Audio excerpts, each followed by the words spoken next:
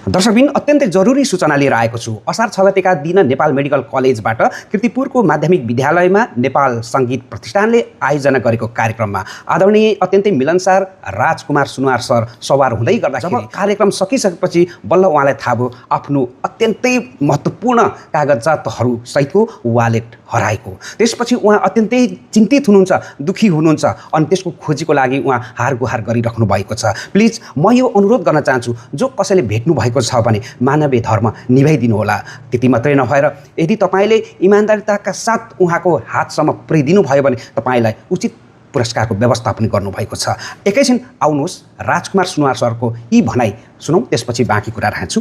आउनुहोस्, सुन्नुहोस् है। साथीहरू, यहाँहरू सम्पूर्ण नमस्कार। नमस्कार। त्यति सन्चो पनि छैन मलाई आज, होइन। यो भिडियो चाहिँ एकदमै महत्त्वपूर्ण भिडियो छ। तपाईँहरूले यो भिडियो धेरैभन्दा धेरै सेयर गरेर मलाई सहयोग गरिदिनुहुन्छ भन्ने म पूर्ण विश्वास अनि आशा लिएको छु। खासमा कुरो के हो भने म आज चाहिँ हाम्रो नेपाल सङ्गीत तथा नाट्य प्रज्ञा प्रतिष्ठानको प्रोग्राम थियो कीर्तिपुर माध्यमिक विद्यालयमा, होइन।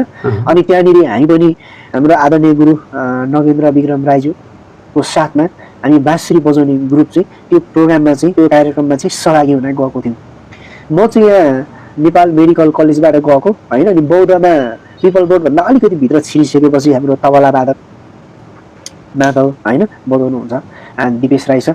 उहाँलाई त्यहाँबाट पिकअप गर्नको लागि म त्यहाँ गएको थिएँ। अन्त पसलमा चाहिँ मैले एउटा सामान किनेँ, होइन। अनि सङ्गीत भाइ थियो, बाँसुरी वादक।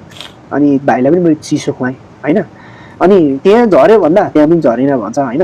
अनि हामीले जुन कार्यक्रम जहाँ थियो कीर्तिपुरमा, त्यहाँ पनि एउटा ठाउँ थियो क्या हाम्रो सामानहरू राख्ने, र सबै मान्छेहरू छिर्ने यताउता भइरहेको थियो। हामी प्रोग्राममा ठ्याक्कै अब स्टेजमा बोलाइसकेपछि हामी गइहाल्यौँ।